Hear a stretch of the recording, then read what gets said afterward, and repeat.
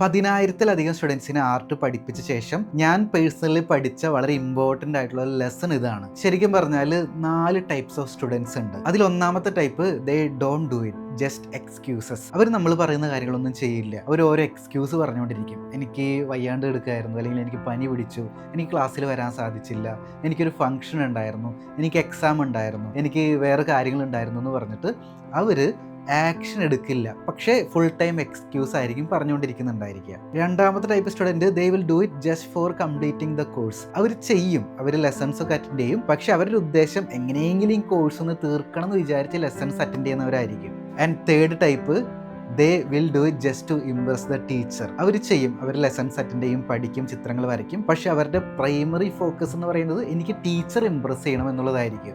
And fourth type they learn the lessons, practice again and again until they get the desired result.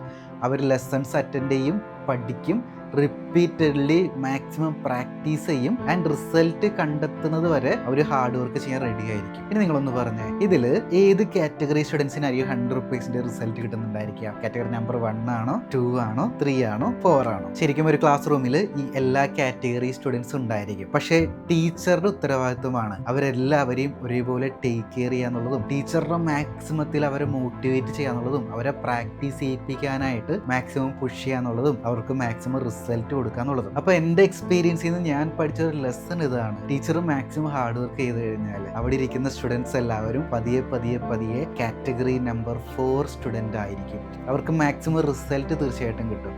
വീട്ടിലിരുന്നു കൊണ്ട് തന്നെ ചിത്രകല പഠിച്ച് നല്ല ചിത്രങ്ങൾ വരയ്ക്കണമെന്ന് ആഗ്രഹമുള്ളവർക്ക് നമ്മുടെ ഓൺലൈൻ ആർട്ട് ക്ലാസ്സിന്റെ കൂടുതൽ വിവരങ്ങൾ അറിയാനായിട്ട് താഴെ ആർട്ട് ക്ലാസ് എന്നൊന്ന് കമന്റ് ചെയ്തോളൂ. അതിനുശേഷം നിങ്ങളുടെ ഇൻബോക്സിലോട്ട് നിങ്ങൾക്ക് യോജിച്ച കോഴ്സ് സെലക്ട് ചെയ്യാനുള്ള നെക്സ്റ്റ് സ്റ്റെപ്സ് ഞാൻ അയക്കുന്നുണ്ടായിരിക്കും. സോ ആ സ്റ്റെപ്പ് ഫോളോ ചെയ്യുക, എന്നിട്ട് ക്ലാസ്സിലോട്ട് ജോയിൻ ചെയ്യുക.